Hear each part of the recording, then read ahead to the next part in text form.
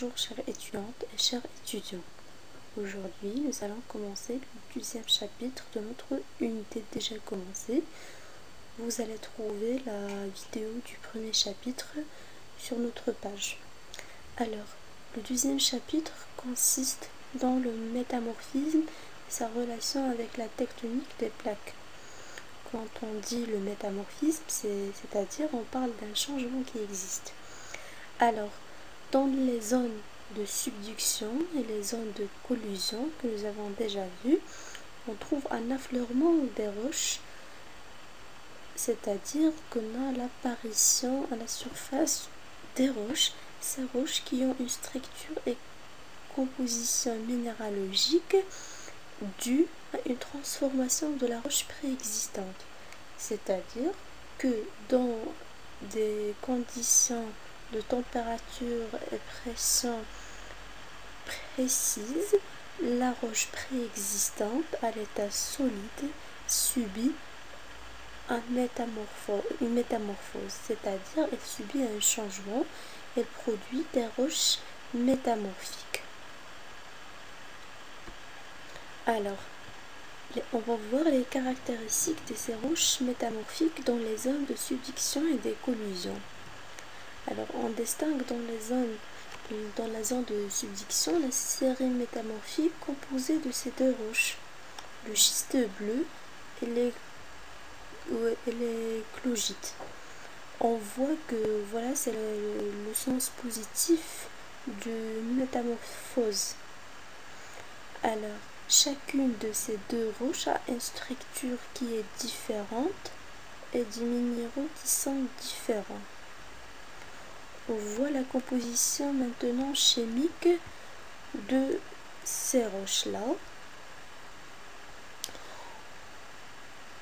On peut conclure que l'ensemble de ces roches provient de la même roche d'origine, mais suite à un changement des conditions de température et de pression en profondeur, elles ont subi des changements et elles ont produit différentes roches.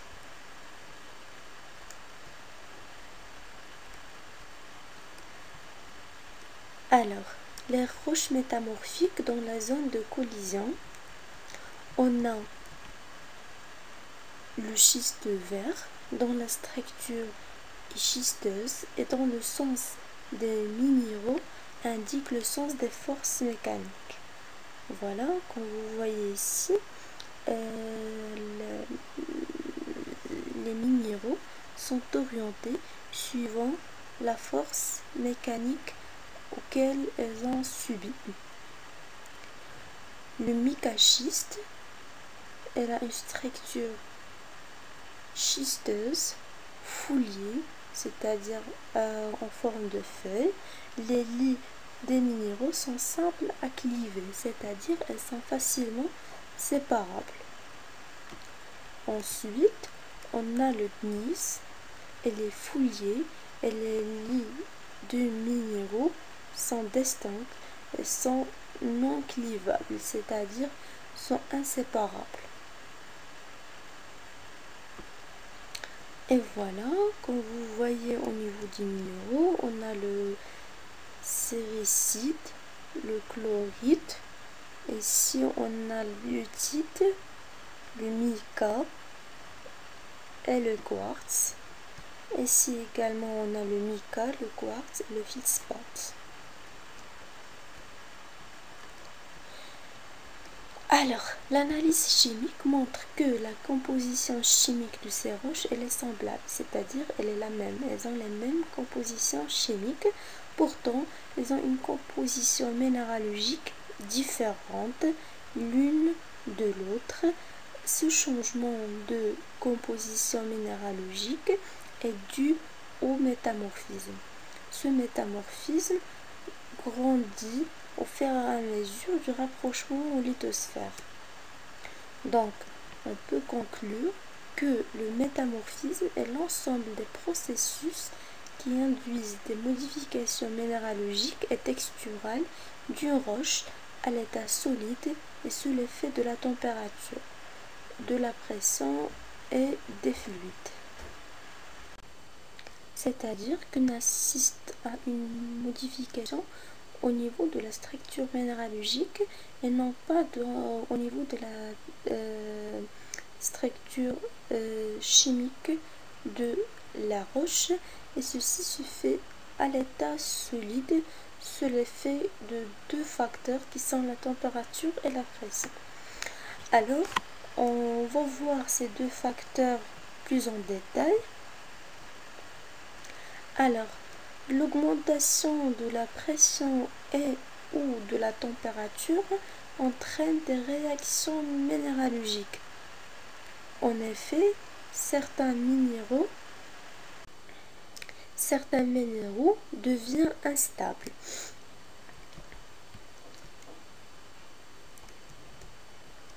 C'est-à-dire que lors du changement de ces conditions de pression et de température, les minéraux deviennent instables et on assiste à l'apparition de nouveaux minéraux qui sont stables dans ces conditions-là. La température augmente en fonction de la profondeur, c'est le gradient géothermique. Alors, elle est faible dans les zones géologiquement stables et forte dans les zones géologiquement actives. La pression varie elle-même en profondeur sous l'action de la masse des roches, les forces tectoniques et la pression partielle des fluides, c'est-à-dire le CO2 et la vapeur d'eau. Alors, on parle un petit peu de quelques notions relatives au métamorphisme. On commence par le minéral index. Alors, stable, dans des conditions déterminées de pression et de température, dans une roche métamorphique, on dit, c'est-à-dire était formée dans ces conditions-là. Donc, on dit que c'est un minéral index, c'est-à-dire qu'il nous donne une idée sur la formation de cette roche, plutôt sur les conditions de pression et de température où cette roche a été construite. Donc, c'est comment dirais-je, c'est comme si on dit un minéral témoin qui nous donne une idée sur la roche qui le contient. Les faciès métamorphiques, c'est le domaine de stabilité d'un ensemble de minéraux, c'est-à-dire c'est un domaine de pression et température où on trouve un certain nombre de minéraux qui sont stables. On peut parler par exemple de faciès de schiste vert, faciès schiste bleu, faciès d'éclogite, etc. Alors, maintenant on parle du métamorphisme dans les zones de subduction et de collision. Dans les zones de subduction, on parle d'un métamorphisme dynamique.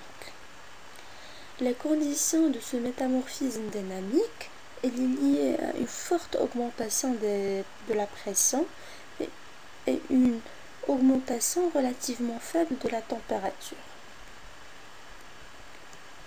Alors, ce changement, bien cette augmentation forte de la pression et relativement faible de la température entraîne une transformation des chaînes de lithosphère océanique.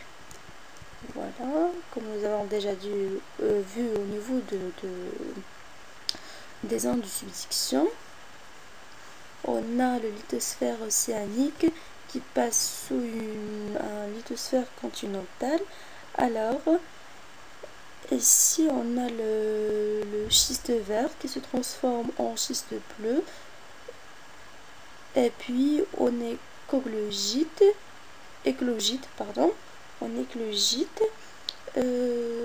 sous un phénomène de déshydratation. Alors, elle est formée dans des conditions de forte pression et de moyenne température. Dans ces cas, on parle, comme on vient de dire, d'un métamorphisme dynamique. Pour les zones de collision, on parle d'un métamorphisme thermodynamique. C'est au niveau de la collision des roches de lithosphère continentale. Elles subissent une forte augmentation de la pression et de la température, c'est ça la différence. Auparavant, nous avons seulement une forte augmentation de la pression et pour la température, une augmentation relativement faible. La roche se transforme en schiste de verre, puis en amphibolite. Dans des conditions de pression et température moyenne à forte, on a un métamorphisme thermodynamique.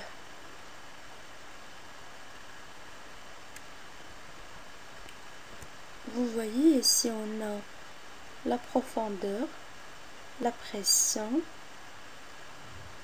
et ici on a la température. Voilà, c'est